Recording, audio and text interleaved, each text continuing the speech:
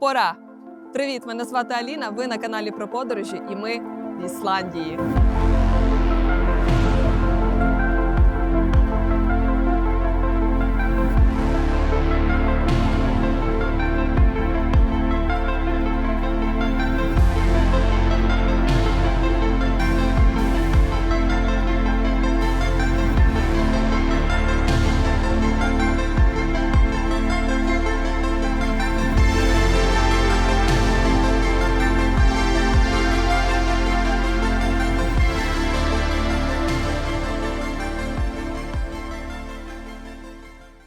У першому відео про цю прекрасну країну усе, заради чого люди закохуються в Ісландію.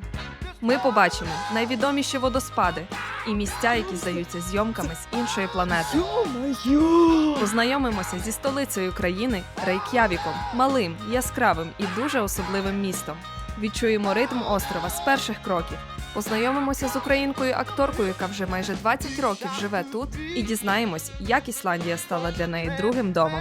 Про адаптацію, культуру, людей і те, що дивує її до сьогодні. Пізнаємо найпопулярніший маршрут країни – Золоте кільце, який проходять мільйони мандрівників щороку. Побачимо гейзери, що вибухають у саме небо, водоспади, від яких важко відвести погляд, і заїдемо в приховані місця. Дізнаємося, чому ісландські коні такі особливі. Викопаємо свіжий хліб просто з землі, Копаємо. саме так, як робили це 1000 років тому ісландці, і спробуємо, який він на смак. А в кінці покажемо одну з найкращих оглядових точок Ісландії і той самий чорний пляж. Красивий настільки, що перехоплює подих, і небезпечний настільки, що тут завжди потрібно бути уважним. Тож вмощуйтеся зручніше. Нас чекає дорога крізь вітер, лід і вогонь. Дорога, після якої Ісландія надовго залишається з тобою. А також підписуйтеся та залишіть свою вподобайку, бо ми справді дуже старалися, щоб ці відео про Ісландію були особливими.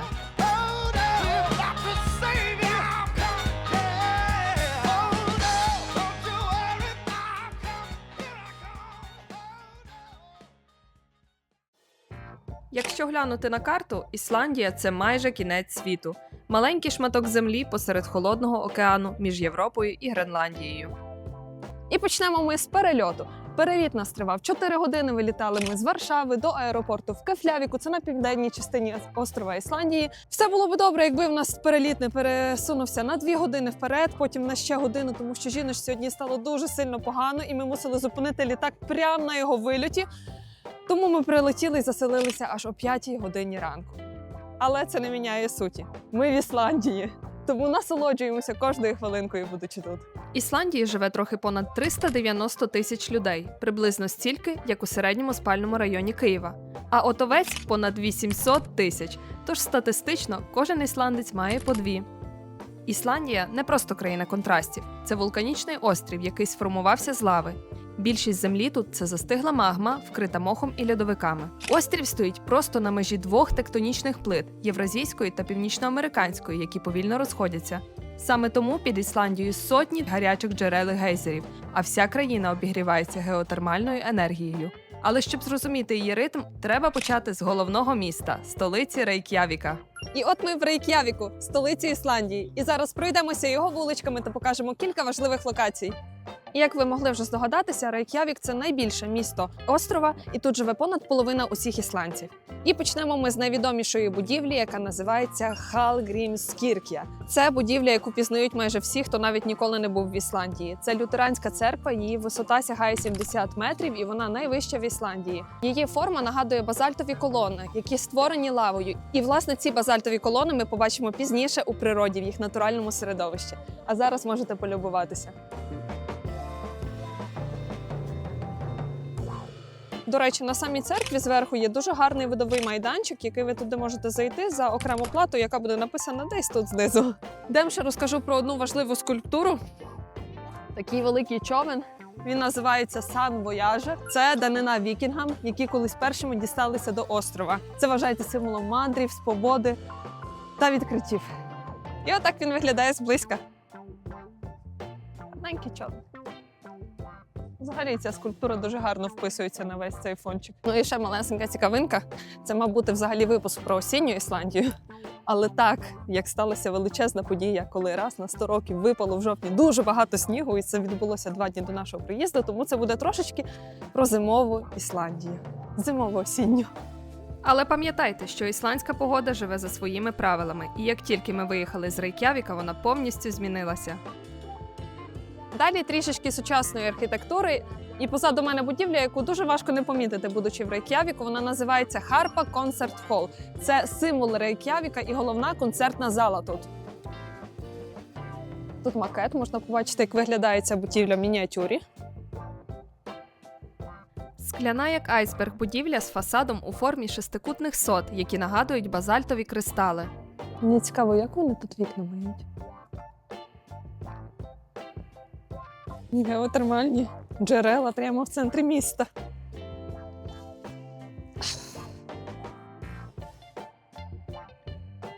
По Рейк'явіку ви знайдете неймовірно велику кількість кав'ярень і пекарень.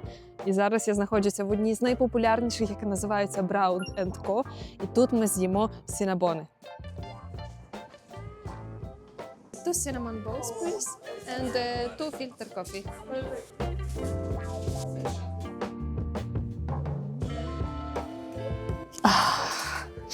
Вона ж теплесенька. Вона прямо... Ого, це тут присипали цукровою пудрою. Слухайте, розмір в неї, вона як ціла моя рука. Ну така м'ягесенька, це капець просто. Боже, ну їсти, звичайно, це не дуже зручно, але кожен кусочок. Добре, я не буду багато говорити, його просто треба пробувати їсти.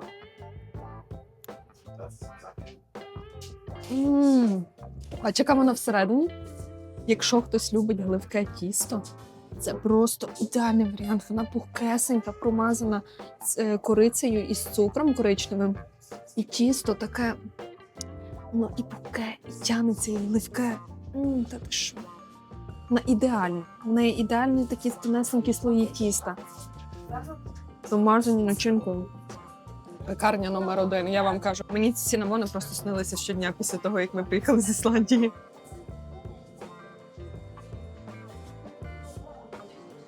Слова тут зайві.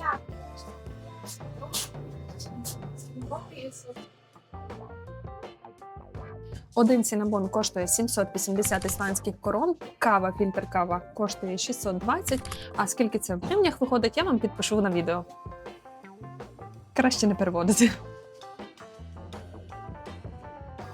Давайте поговоримо трішечки про архітектуру Рейк'явіка. Як ви вже могли помітити, гуляючи містом, тут дуже багато кольорових будиночків, які оббиті металом. Будиночки різного кольору – синій, червоний, жовтий. Ось зараз на фоні мене один із найпопулярніших. Тут дуже часто роблять фото.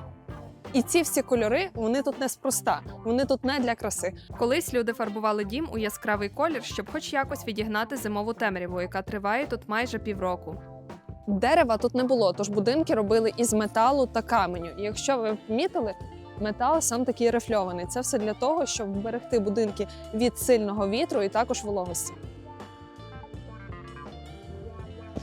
В Рейк'явіку теж є дуже популярна вулиця, яка називається Rainbow Street. Зараз її не видно, але вся вулиця розмальована в кольори веселки. Колись вона була розмальована спеціально на Прайд-парад, але вона настільки сподобалась місцевим мешканцям, що вони її залишили такою, якою вона є. Коли немає снігу, вона насправді дуже фотогенічна. Сніг розтанув і тепер її видно. Така Ісландія.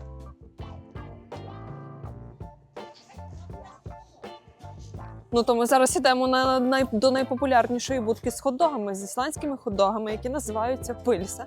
А чому ця будка відома? Тому що в 2004 році Білл Клінтон тут зробив фотографію з ісландським хот-догом, і відтоді тут завжди черги.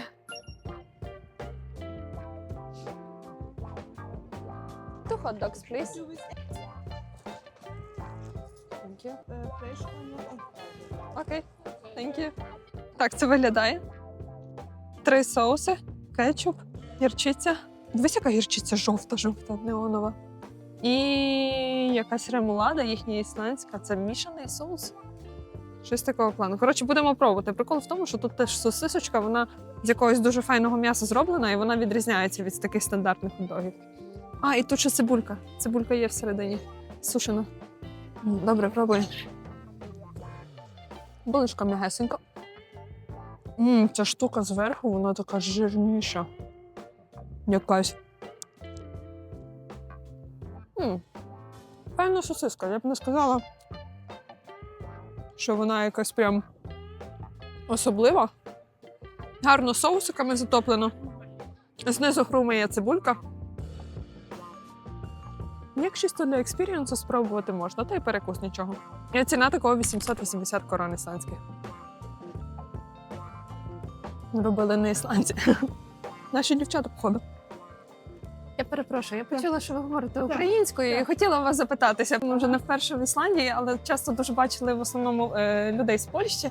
Дуже багато. Серйозно? І взагалі В така автобусі велика кожного спільнота. разу, коли їдеш, по-любому, як мінімум, один українець туди. Не троє. Просто чуєш, що там хтось слухає, там хтось розмовляє. Капець, тобто велика взагалі спільнота, так? Так. А так з спільнотою взагалі українців так десь ходите, спілкуєтеся, десь маєте подружок. Тільки українці, і литовці, Угу. і поляки. Да, ми збираємося, але так, щоб чисто один раз тільки не віддала Так. по Ісландії. І все. Тобто чисто робота. Так, чисто робота. Ой, дивися. Різдво вже відчувається, вона наближається. А взагалі вечірком прикольно тут пройтися. Тут місточко трошки оживає, стає більше людей.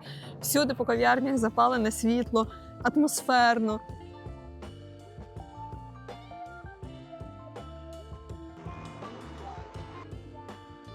Різдвяний магазин, Christmas Shop. Так, атмосферно вечором взагалі зовсім інакше. День тут дуже маленько людей було, а зараз всі почали сходитися. Хтось сидить в кафешках, хтось в магазині сувенірному, хтось гуляє з дітками. Але що означає жити тут не кілька днів, а роки? Ми зустрілися з Валерією, українкою, яка вже давно називає Ісландію своїм другим домом. Всі знають Ісландію як от країну на кінці десь світу. Всі люблять сюди подорожувати, хочуть, але мало хто сюди переїжджає. Що тебе привело сюди? Що мене привела сюди мама. Вона вийшла заміж за ісландця та забрала мене сюди. Це дуже просто. Скільки було тобі років? 16. Так, я Так. закінчила 11 класів Угу. та переїхала. Спочатку пішла до роботи, бо десь 2 тижні була вдома та дуже нудилася і хотіла вже щось робити. То пішла до роботи десь за 2 тижні, так. Угу. А потім хотіла піти далі навчатися до університету. І підтвердила свої документи в Міністерстві освіти. Тоді Мгм. там можна було підтвердити. Але я подала документи, а мені університет Ісландії сказав, що вони не можуть мене взяти, тому що в мене немає ніякої ісландської мови, я ніякої не закінчила. Без знання ісландської мови вони не можуть мене взяти. Тому я пішла до коледжу та отримала вже ісландську повну середню освіту. Скільки Так. років це треба було провчитись в коледжі? Я провчилася наче 2 роки. Мгм. Так, 2 роки. На ісландській мові. Ти вчила ісландську, виходить, в коледжі від нуля, так? Ну так. І у вас там був окремий предмет, як ісландська. Так, для іноземців, так. А що після коледжу? Як далі твоя дорога склалася? Далі я поступила до університету, але в мене померла мама, та я пішла працювати. І я працювала, і потім якось так склалося, що не пішла до університету. А скільки років загалом в Ісландії ти живеш зараз? 19 років. Капець. Ну, як є. Я взагалі думаю, було ось вже я в півжиття тут в Ісландії. Мгм. Коли думаю про це, мені якось таке Дивно. почуття дивно, бо коли мене питають, українка я чи ісландка, я не Мгм. знаю. Мені здається, що якось наполовину українка і наполовину ісландка. Ти маєш ісландське громадянство, так? Так. Як тобі вдалося отримати ісландське громадянство? Щоб отримати громадянство, треба, щоб один із батьків був ісландцем. Мгм. Але в мене мама коли вже не було громадянства, я була повнолітня. Мгм. Тому я самостійно повинна була чекати 7 років, але якось так склалося, що я не одразу чомусь подавала. Потім, коли вже подала на громадянство, було дуже легко. Мгм. Мені тут є таке, що не треба склати іспит Мови? з мови, так, але тому що я вчилася, в мене це зарахували за те, що я знаю мову, і дуже легко я отримала якось І моя дитина теж зі мною, бо вже я ісландка, тому Мгм. неповнолітня дитина отримала зі мною. Щодо України, чи в тебе, коли ти тут жила, була така думка, я буду залишатись тут, чи ну ще кілька років і я там виїду? До України? Так, чи там в якусь іншу Кожного країну? року. Кожного року я кажу, ні, я поїхала до України, не можу тут бути, хочу додому. Ну, бо мені було 16 років, і трошки складно виїжджати, я думаю, в такому віці, коли вже в тебе є друзі. Про роботу. Мгм. Чим ти займаєшся?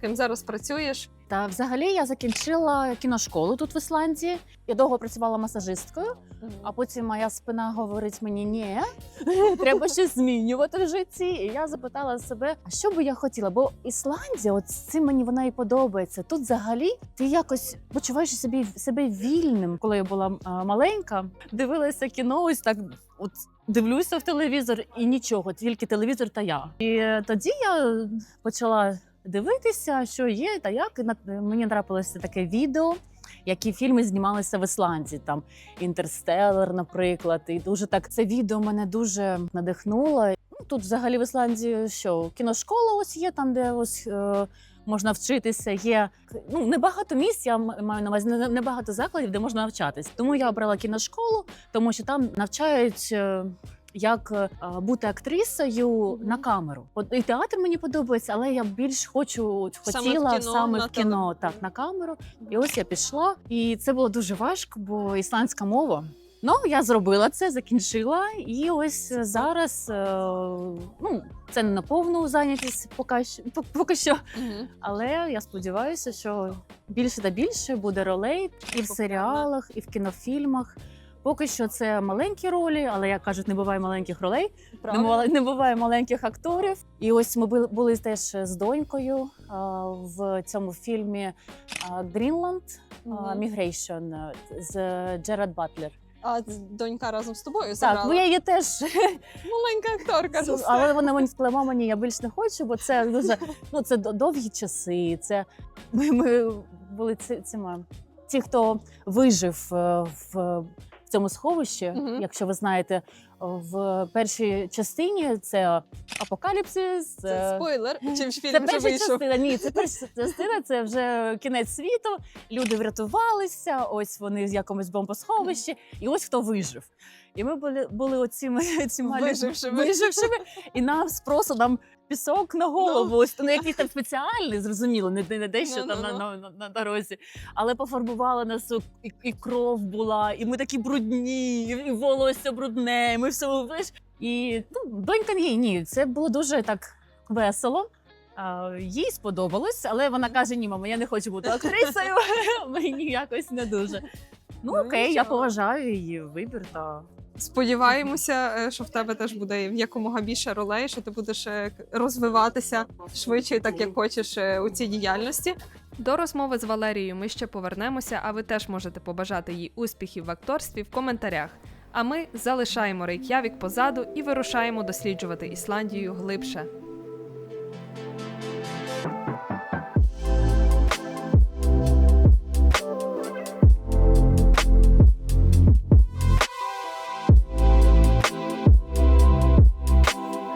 Щоб пересуватися Ісландією, вам обов'язково потрібно мати авто. Тут немає міжміських потягів, автобуси ходять доволі рідко, тому оренда машини – це перше, що ви маєте зробити, приїхавши сюди.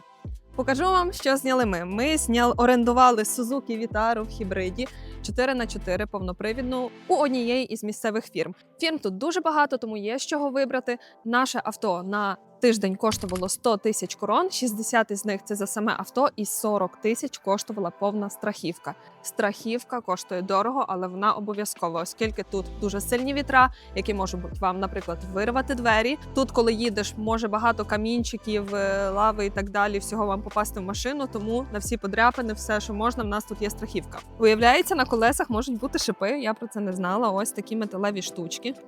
Це дуже важливо мати зараз, особливо якщо ви приїжджаєте осінню, зимою. Тут часто є лід на трасах, тому це необхідність. І рекомендую вам на зиму знімати завжди авто 4х4, тому що легковими буде трошечки тяжко проїхати, особливо під час вітру. Ми от їхали, коли був сильний вітер, перед нами їхав бус, і бус їхав просто, його постійно здувало.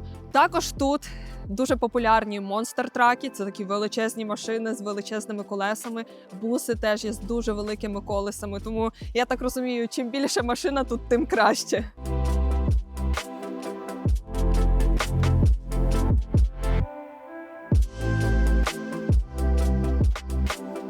Та Шейліт, я не знаю взагалі, чи туди виходити.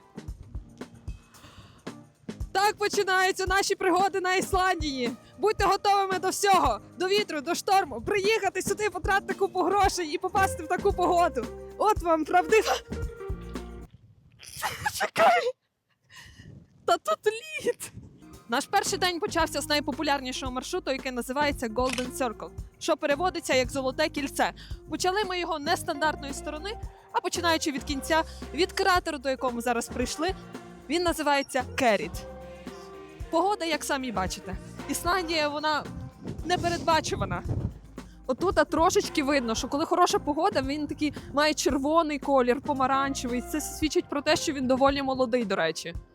Ми маємо відео, подивіться, зараз будуть гарненькі вставочки, коли ідеальна погода, як він осінню виглядає. Просто цукерочка. Я не знаю, мене просто немає описати словами. Типу, я то насолоджуюся.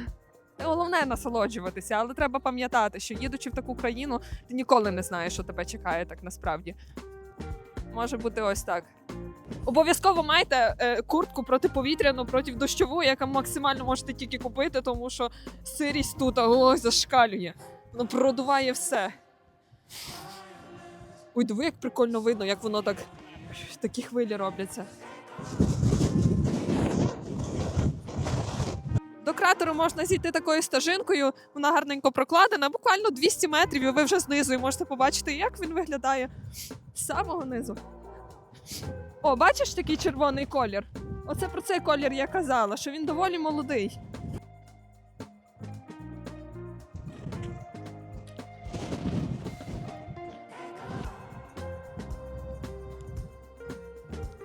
Диви, як гнеться.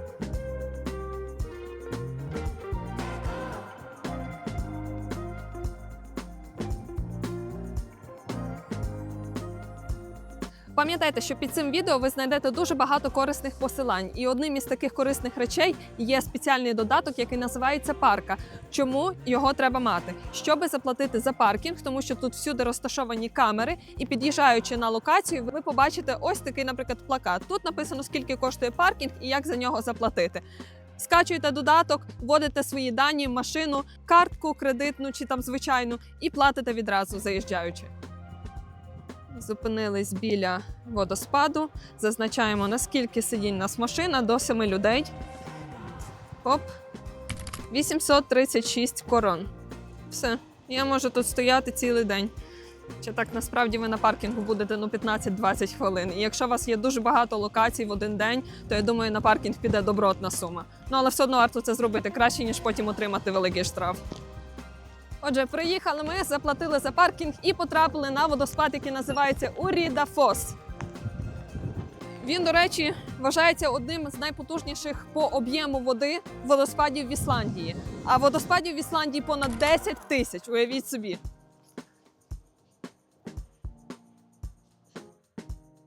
До речі, сама назва перекладається як водоспад Форель. Він колись був відомий тим, що на цій річці ловили дуже багато форелі. Тому для тих, хто любить половити рибу, був, певно, ідеальне місце. Ой, диви, як там, як впадає вода, так класно, такий туман робиться з води.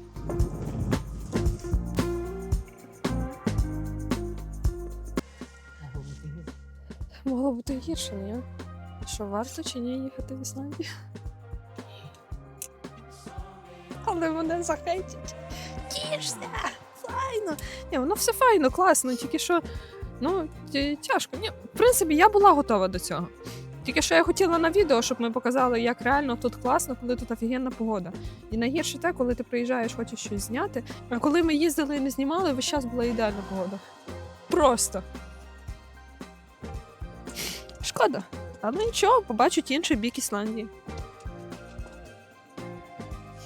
Ми дали собі один день, аби перечекати цю погоду, тому відправляємося розслабитися у нововідкриті гарячі джерела. Що роблять ісландці, коли на дворі дуже вітряно? Використовують те, що Ісландія має найкраще – геотермальні джерела. І зараз ми перевіримо один із найновіших відкритих геотермальних об'єктів – Лаугарас Лагун. До речі, він прикрасений дуже тематично, з таким мохом.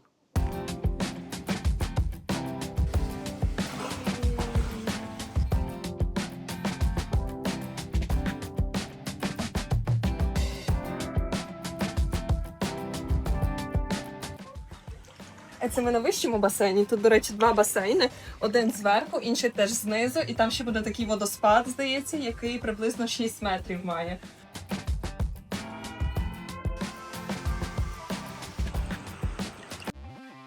Лаугарас Лагун – це новий геотермальний велнес-об'єкт на березі річки Хвіта, розташований на маршруті знаменитого Золотого кола Ісландії. На території цього геотермального об'єкту є два басейни, один знизу, другий зверху, а їх з'єднує гарний водоспад. Ще вам нагадую, що ми в Ісландії, оскільки тут водоспадів дуже багато. Окрім того, є сауна, є джакузі та холодна ванна.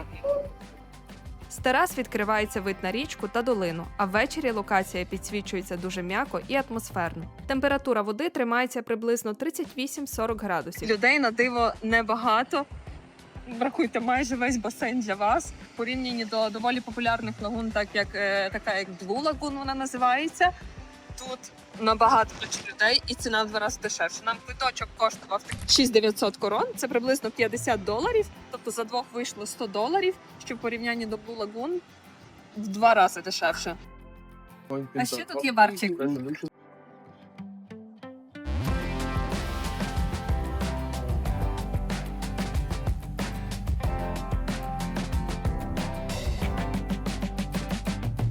І знаєте, що сталося після? Буквально за один день все змінилося. Сніг розтанув, хмари розійшлися, а прогноз раптово став ідеальним. Ісландія така. Варто перестати з нею боротися, і вона сама покаже щось прекрасне.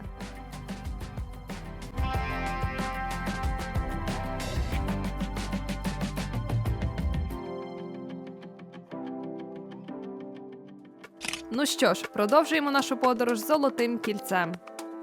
Зараз ми приїхали на видатну точку, яка називається Гульфос. Це зазвичай остання точка Золотого кільця, але оскільки ми робимо його від кінця, то у нас вона друга. Ходіть дивитись на цей водоспад. Вже бачу каньйон. Ого, який він великий! Але тут відразу вітряно відчувається. Назва чого він називається Гульфос. Як я вже казала, перекладається золотий водоспад із-за того, що кажуть, є така легенда, що колись якась дуже багата людина скинула сюди скарби з золотом у воду, щоб їх ніхто ніколи не знайшов. І відповідно так він тепер називається. От дивися, ну каньйон просто! Офігенний, ти прикинь туди геть підійти, оце там було би фото.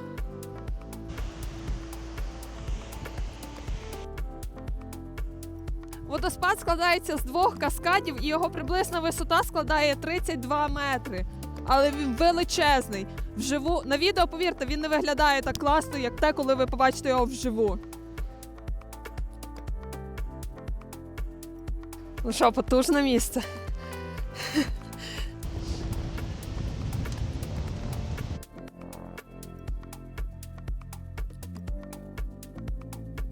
По дорозі від Гульфоса ми побачили невеличку ферму коней. І тут відразу є інформація, що можна їх почастувати смаколиками. Один бокс коштує 300 корон, 2 – 500, 1000. Є QR-код, можна зручно заплатити картою. Але взяти? А взяти? Можна заплатити і взяти. Ну, ой, дивися, бач? І можна в скриньку кинути. Ісландські коні, як сама Ісландія, маленькі, але неймовірно сильні. Вони живуть же тут понад 1000 років, ще з перших часів вікінгів, які привезли їх на кораблях. І з тих пір в країну не завозили жодної нової породи взагалі. Ніхто тут не слідкує за вами, крім камери. Написано «Via watching». Ми дивимося за вами. Тому все на вашу відповідальність. Ну, я відповідально кидаю 300 корон. Ось.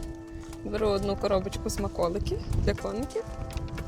О, і бачиш, тут навіть показано, як їх кормити, що треба покласти на ручку. Не так, а покласти на руку. але класно зробили, молодці взагалі. А то всі зазвичай під'їжджають до коней, і власники не люблять, коли вони під'їжджають, кличуть коників до себе. Тут зрозуміло, ти можеш підійти до коней, їх накормити. Ручком не відсунь. Як він класно його бере. Чому? Ой, можна тебе погладити? Бач, вони такі невеличкі, але класні. А знаєш, в чому особливість ісландських коників? Вони є тільки тут. Їх взагалі не можна звідси вивозити. Якщо хтось захоче вивезти коня ісландського з Ісландії, то він вже не може повернутися назад. Все із-за того, щоб зберегти їх унікальний рід, унікальну особливість. І не можна теж привозити інших коників. Тобто, окрім таких, тут взагалі ніяких немає. Вони тут дуже підготовлені до ісландських суворих умов. Подивіться, вони такі збиті. Боже, він її так ручком лизав. Яка в них шерсть пухне. Шерсть в них така дуже щільна. Ну ти красунчик. Ще вони вміють рухатися так м'яко, ніби ковзають по землі. Тому їх дуже люблять і діти, і дорослі. З ними не страшно навіть тим, хто ніколи не сидів у сідлі.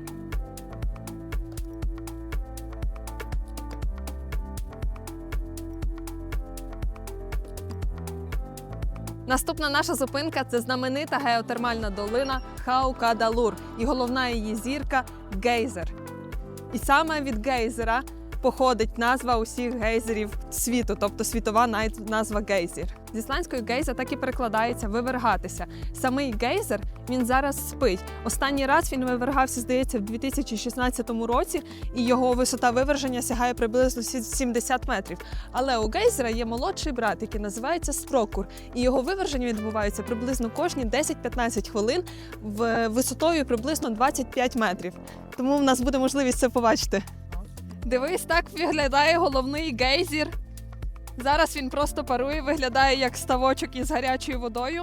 Він знаходиться в сплячці, але він час від часу може прокидатися від землетрусів. Ну ось, прадід усіх гейзерів. Виглядає прикольно. Дивись, як багато кольорів на них всіх. І голубенькі.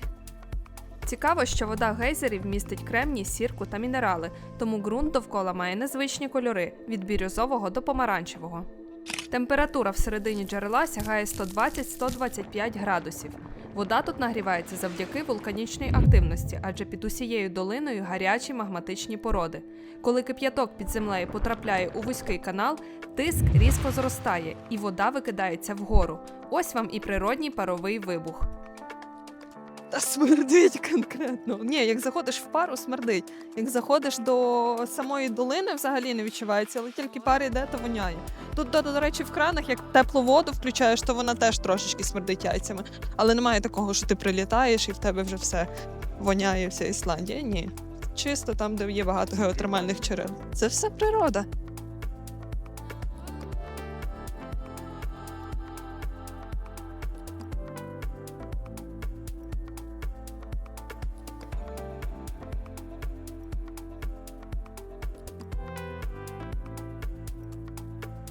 А зараз ми прийшли до одного із найгарніших водоспадів Ісландії, який називається Бруарфос.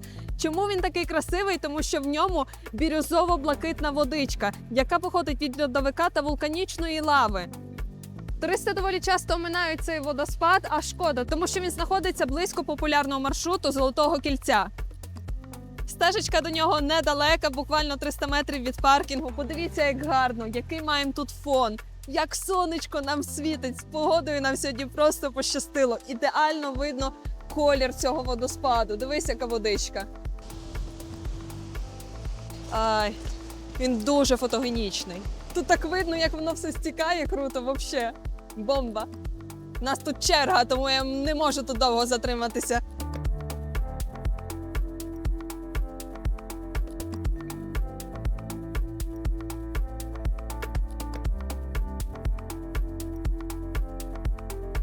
І тепер кінцева зупинка Золотого кільця – національний парк Тінгветлір.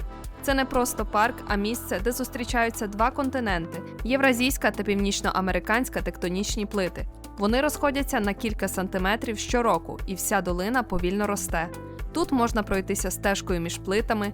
Це одне з небагатьох місць у світі, де реально можна стояти між двома континентами одночасно. Кінгвелір занесено до списку світової спадщини ЮНЕСКО, і тут знімали кілька сцен з «Гри престолів». Ось так виглядав найпопулярніший маршрут всіх туристів. Але по дорозі ми вирушили до одного унікального місця – туди, де випікають хліб прямо в вулканічній землі.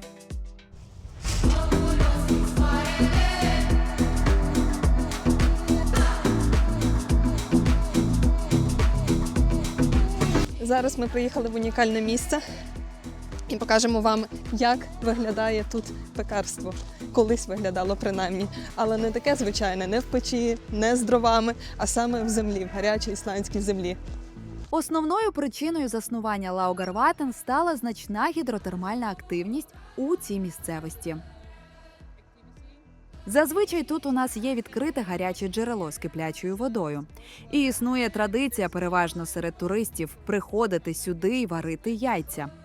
І ми тут, щоб зробити трохи вулканічного хліба. Можливо, ви думаєте, звідки ми знаємо, де знаходяться всі ці закопані хліби? Ми позначаємо їх камінням. Як довго ми печемо хліб? 24 години. Так, саме так. Повна доба. Тут температура 100 градусів Цельсія, звичайна температура кипіння. І хлібу потрібно багато часу, щоб пропектися, тому завжди треба планувати все заздалегідь. Ми закопали цей хліб учора о 14:30. І я взяла із собою ще один заготовлений, бо він нам знадобиться на завтра. Ось навіть верхній шар піску зазвичай теплий.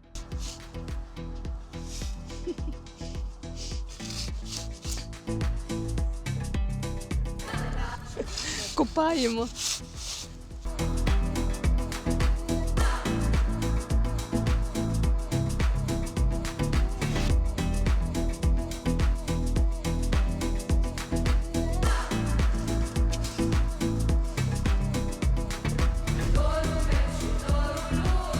Далі ми викопали хліб, він називається рукбраут, охолодили в воді і настав момент істини. Well, I hope you guys enjoy the tour. Because the bread is... it's a good one, I'm just joking.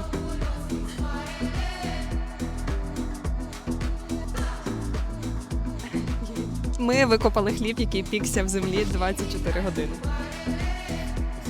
Подивіться.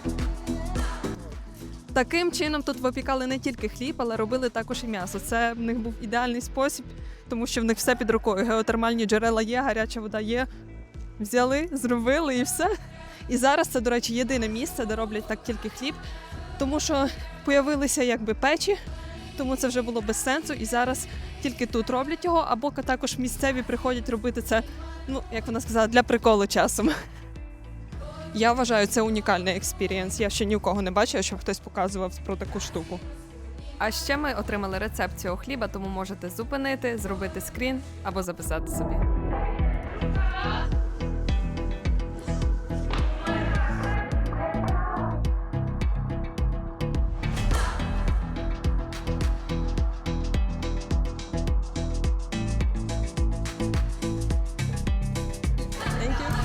Розрізали хлібчик, побачили, як він виглядає всередині. Зараз нам його показали, як його їдять в Ісландії, додаючи на нього зверху масло, копчену рибку. І що, пробуємо? Він ще тепленький. Так ми ж його ж тільки принесли. Угу. Він дуже солоденький. Він нагадує консистенцію кексу. Він дуже збитий, мокренький всередині, дуже солодкий. Але нам ще не сказали, солодкий він із-за того, тому що раніше додавали цукор, щоб дати людям трошки більше енергії, коли вони працюють зимою. А як рибка. Обов'язково мусите приїхати і спробувати цей унікальний досвід та хліб. За 2 людей вийшло 6700 корон.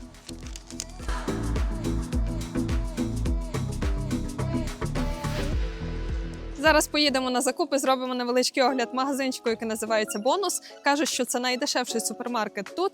Його помітити тут дуже легко. У нього такий логотип з рожевенькою свинкою.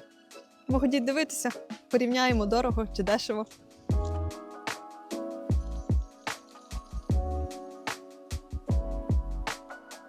Дивись, звичайний хліб, ціна 798 корон ісландських. Оцей дуже файний хлібчик. 590 таке коштує. Піци. Міні-піца 500 корон. 15. 15 злотих десь, ну, 4 долари. О, кава. 1500, 1200 за пачечку. Але це 500 грам. Дуже він мені такого кексика нагадує. Рук Браут називається. Коштує 390. Ой, він реально дуже добрий. По чому картопля? Головне питання. Кілограм 500 корон. Кілограм. Яблука зелені 370 за кілограм. Можна взяти відразу таку пачечку. Це, походу, 900. Це коштує 5400 за кілограм. Добре, то так, масло в нас за 250 грам коштує 460 корон. Так? І молоко, певно, візьмемо. Молоко 580 за літр. Є теж сушена рибка. Коштує 1800 за кілограм. І я знаю, що тут її дуже люблять їсти просто з маслом м'ягеньким. Прикольно? Соленим маслом. Але яке ми з соленим маслом, яке ми взяли, в принципі. Ну, бо вона не солена взагалі. Найголовніше, чи гречка є. 380 корон. За 4 пакетики, тобто 400 грамів. Дивись, яка гарна водичка. І виглядає як айсберг.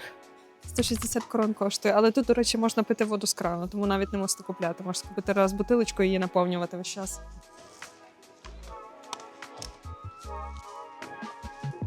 Наші закупи на сніданок і канапки обійшлись нам 4500 ісландських корон. Це приблизно стільки, як велика порція супу тут десь в ресторані. Як вам такий чек? Господи, збанкрутувати можна. 10 тисяч корон це скільки? 300 злотих, так? Це вийшло 150. Ого. Ні, ну в Польщі то в 3 рази дешевше би вийшло то все.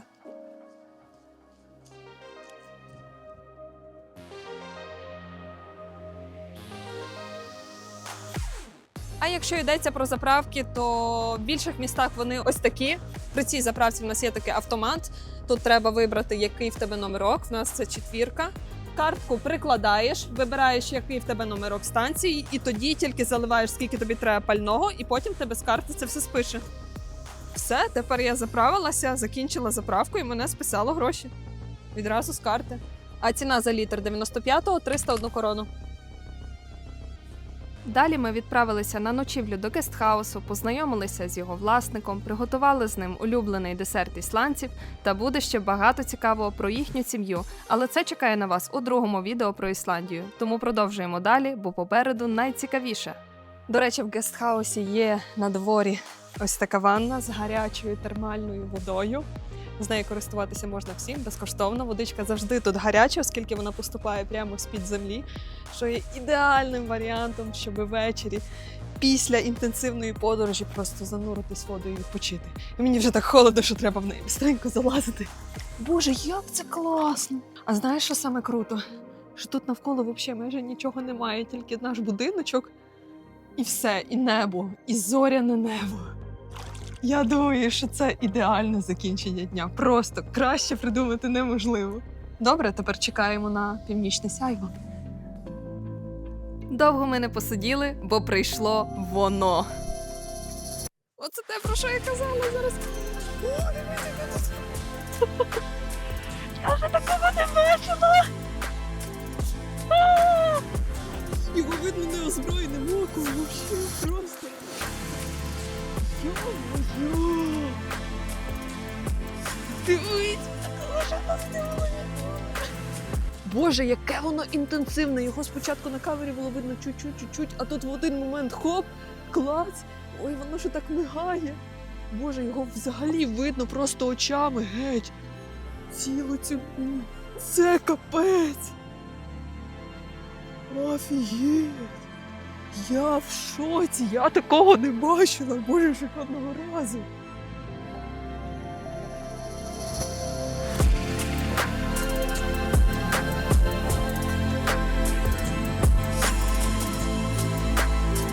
Воно тут триває вже кілька хвилин, просто з'явилося не звідки.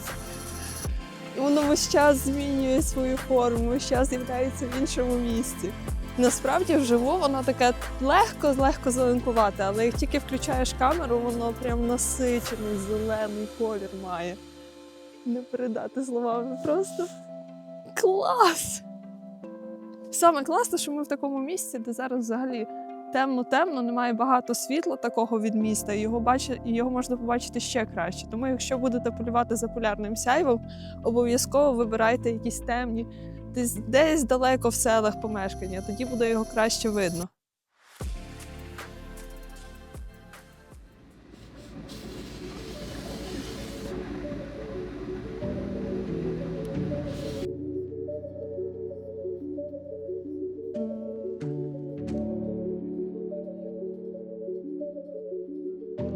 Перед тим, як показати вам два найпопулярніші водоспади, пам'ятайте не забувати звертати в класні місця, тому що тут їх багато.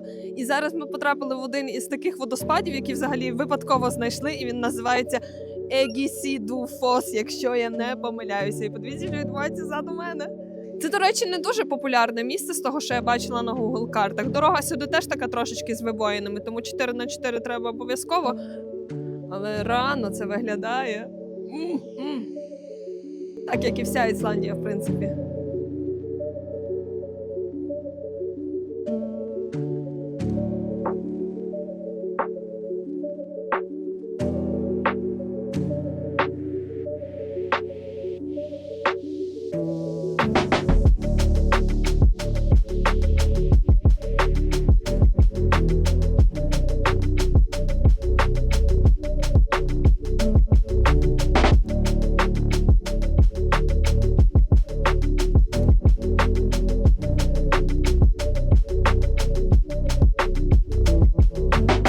В Ісландії понад 10 тисяч водоспадів, і час вам показати один із найпопулярніших, куди приїжджають мільйони туристів. І за мною водоспад Seljalandsfoss. Також його туристи знають із назви водоспад, за який можна зайти всередину. Плащ водонепроникний, бо води там дуже багато. Піднімаємося до водоспаду, відразу з боку його так обходячи. Тут трошечки вітром несе воду, але так класно. Є доріжка прокладена. Зараз, принаймні, немає льоду, тому добре. Можна легко піднятися, але коли є лід, обов'язково будьте обережні. Класно за мною видно, який він могутній. Його висота приблизно 60 метрів, ширина може бути навіть до 15, залежить від дощу. Ми вже опиняємося в такій печері під водоспадом. Найкраще буде, якщо ви сюди приїдете ввечері, тоді захід сонця буде сонце пробиватися гарно і можна буде зробити дуже класне фото. Ми приїхали зранку, що в принципі теж дуже тут красиво. Я думаю, кожній порі він буде красивим неймовірно. Ой, як тут прикольно, слухай, тут мох росте. Оце найкраще фотомісце. О, та ти що? Обов'язково будучи тут, зробіть собі фото. Це неперевершене місце. Надзвичайно красиве.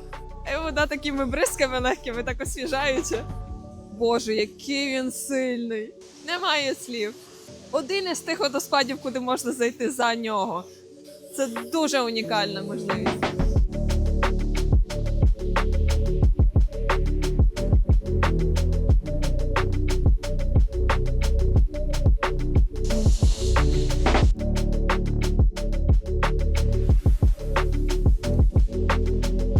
Ідемо під сам водоспад. Ой-ой-ой! Боже, я надіюсь, вона на мене не вальне. Як? Мокренько дуже є. Недалеко від Seljalandsfoss, буквально 500 метрів від нього, знаходиться його менший брат – водоспад Глюйфрабуй. Але особливість цього водоспаду в тому, що його не видно з дороги, як їдете. Треба пройти поміж камінчиків і скель, і вам відкриється вид просто водоспаду, який спадає прямо на вас. Від головного водоспаду проходите перший, другий і третій між скелями – це вже буде він. Опа! Нам навіть вдалося потрапити, коли немає ще великої черги. Це, до речі, моє улюблене місце. І подивіться, як це виглядає.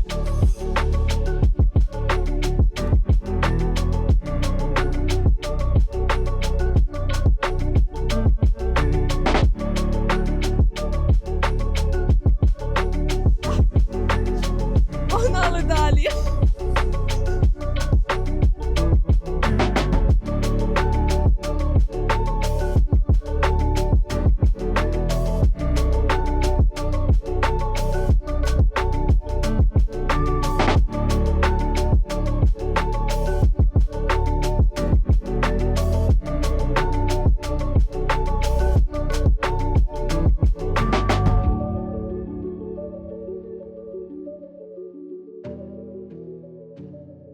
Зараз я вам покажу найкращу видову точку, яка взагалі може бути на Ісландії, за моєю, звичайно, особистою думкою. Називається вона Дир-Холай. Це невеличкий мис із маяком зверху, з якого відкривається надзвичайний вид 360 просто. На льодовики, на пляжі, на океан. Тому ходіть дивитись.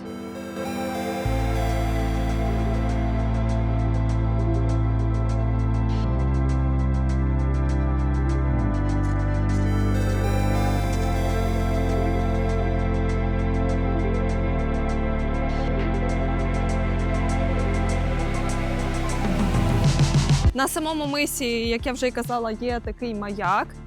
Далі можна тут викладена спеціальна стежечка, є багато оглядових точок, тобто 360. І тут ще одне місце – це скелі в океані, які нагадують форму слоника.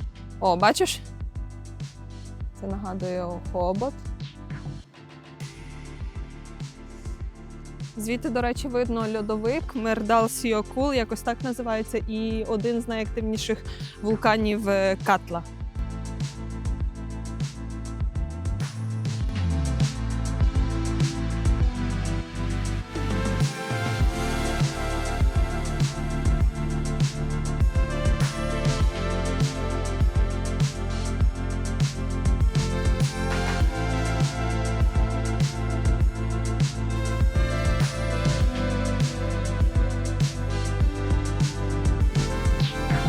І в таких місцях ти ловиш себе на думці. Усі ці краєвиди, водоспади, гори, льодовики – це не просто краса.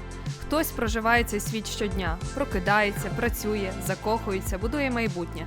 Тому ми повертаємося до нашої героїні, щоб зрозуміти, як це – жити серед цієї величі. Як виглядає тут життя з дитиною? Що треба знати людям, які тут збираються народжувати або які вже переїжджають з дитиною?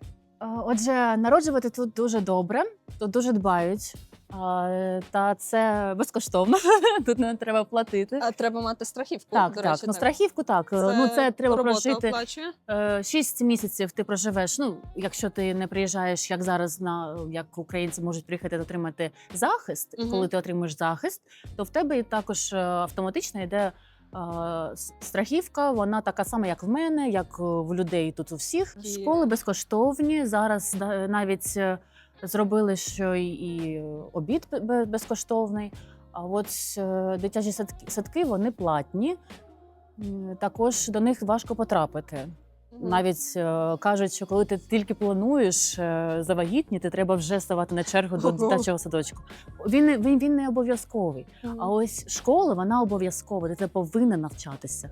Як змінилася Ісландія за ці 19 років, що ти тут була? Ти пам'ятаєш момент, коли Ісландія стала дуже туристичною? От що було таким ривком? Бо з того, що нам казали, це був після вибуху вулкану у 2010-му. Мгм. А, чекай, ти застала, виходить, цей Так. вибух вулкану. Пам'ятаєш це? Як це було? Тобі було щось якось відчувалося це на тобі? Ну, були землетруси. Це було якось, окей. Тобто землетруси тут це нормальна справа? Так, у нас зараз цього року вже 2 цього виверження було. Ну, Ми так. вже живемо, вулкан, ну окей. Що там на обід? Ось десь так. Ось, тоді я пам'ятаю, бо він був далеко. Я пам'ятаю, як цей попіл був взагалі на машинах, на підвіконцях. Дуже багато його, Мгм. такий, десь ось стільки можна. Ого. Багато так. Нічого все. собі. Якогось там, щоб дихати було важко, я такого не Мгм. пам'ятаю. І А, потім, після виверження вулкану, був відчутний якийсь такий бум, що ось приїхало багато туристів, якось вони взялись ні звідти. я не відчула. Я тоді не жила в центрі, я Мгм. жила в Коповогорі.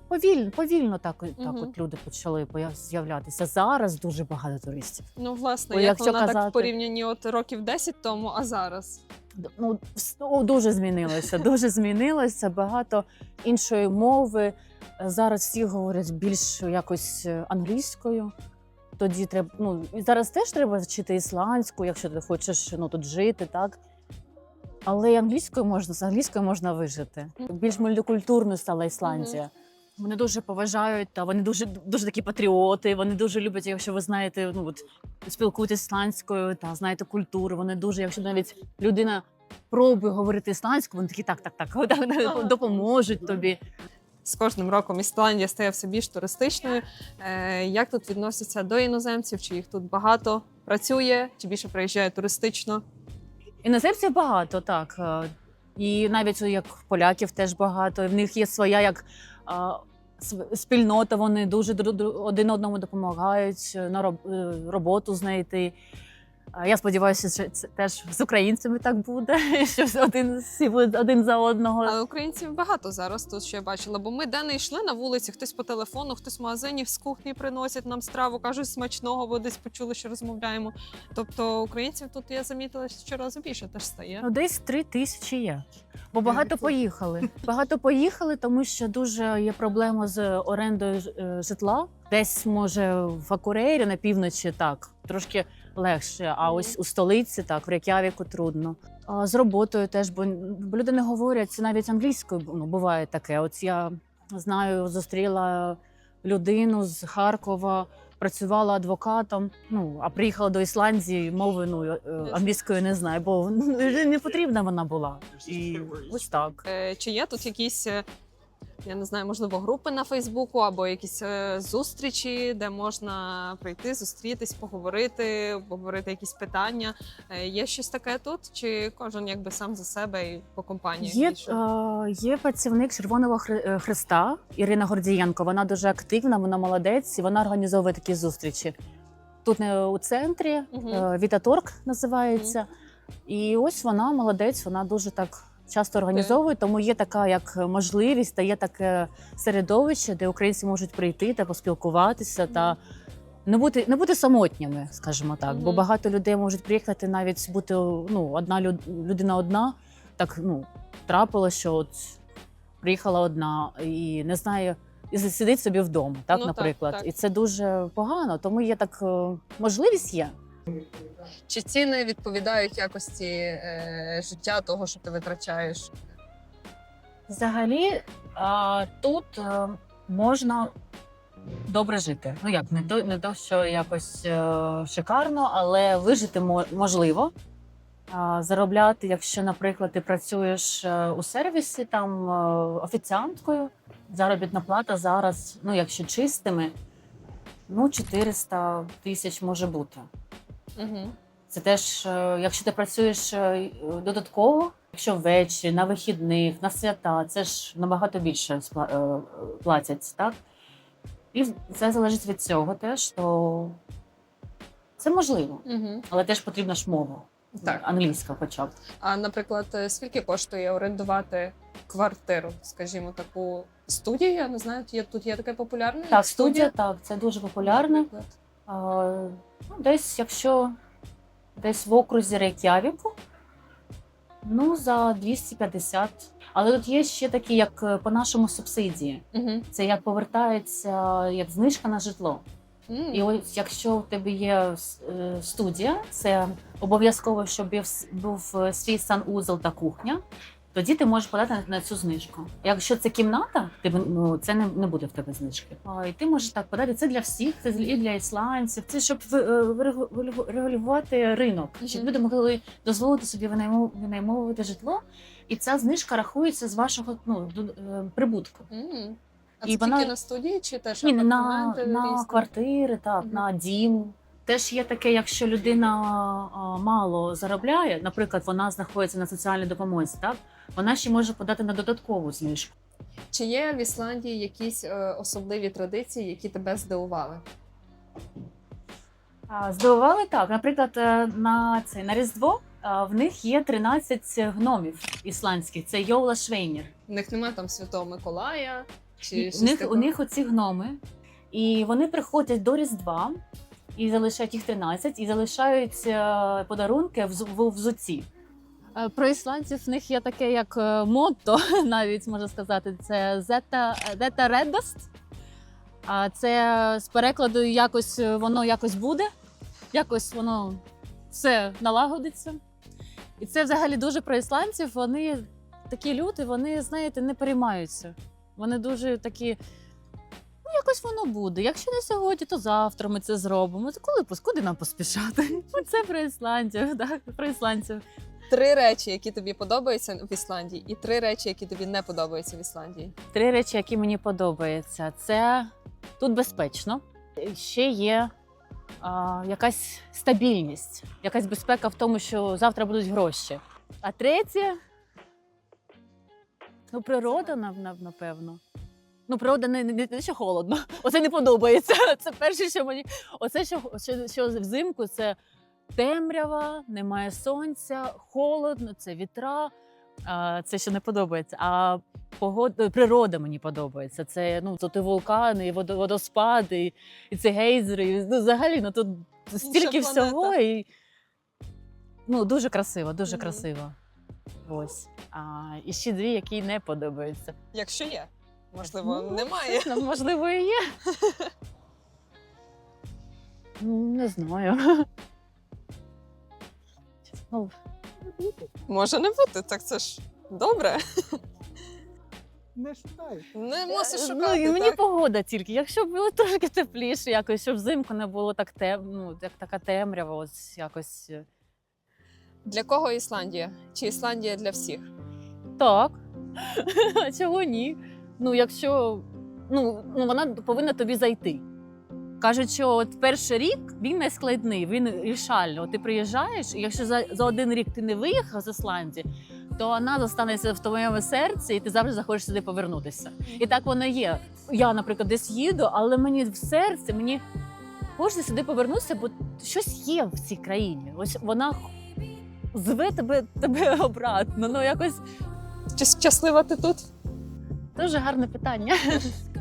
Для кожного щастя це щось своє. І треба знайти щось це своє, і можна щасливим бути взагалі навіть на Антарктиді. Взагалі так. Взагалі так. Дякую. Дякую тобі. Дякую. Дякую, що зустрілася.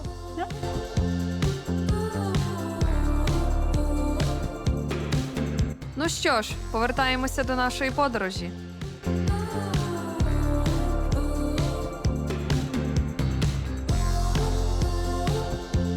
На кінець цього випуску ми приїхали до найвідомішого та найнебезпечнішого пляжу, який називається Рейнісф'яра. Це чорний пляж. Чому він небезпечний? Тому що тут дуже небезпечні хвилі, які вже затягували не раз людей до океану. При вході до пляжу відразу бачимо багато інформації, що це небезпечний пляж. У нас тут є система, яка показує, чи зараз нормально, чи зараз середньо небезпечно, а червоний – це дуже небезпечно, коли тут надзвичайно великі хвилі. Тому пам'ятайте, тут бути дуже обережними, не підходити близько хвиль, не плавати, тут навіть не можна з наметами ставати. Але виглядає він просто шикарно. На заході сонця, дивіться, які види. Туман робиться аж від хвиль. Дуже багато туристів зараз. На фоні ми бачимо Дирхолай, це місце, в якому ми були до того. Тут ми маємо базальтові колони. Власне, цими базальтовими колонами було натхненно зробити ту церкву, яку ми бачили в Рейк'явіку. Пляж сам по собі довгий, і до нього можна аж туди далі зайти. Але я зараз бачу, що більший приплив, хвилі більші, тому я не знаю, чи ми туди війдемо всередину. Ну, видно, хвилі аж до цього, до базальтових колон заходять, тому краще туди не сунутись. Всі зараз тусують на базальтових колонах. Але такий туман зробився, так класно на заході тут. О, дивись, тікай. Воно його нафіг. Оце сила. Це, до речі, цей пляж – це перше місце, де я вживу побачила океан. Колись це було у 19-му році, як ми поїхали. Це пісочок, лавовий пісочок з камінчиками. Диви, який він чорний. До речі, я бачу, що багато туристів люблять вивозити різні камінчики із собою, але пам'ятайте, що в Ісландії цього не можна робити, бо за це може дати великий штраф.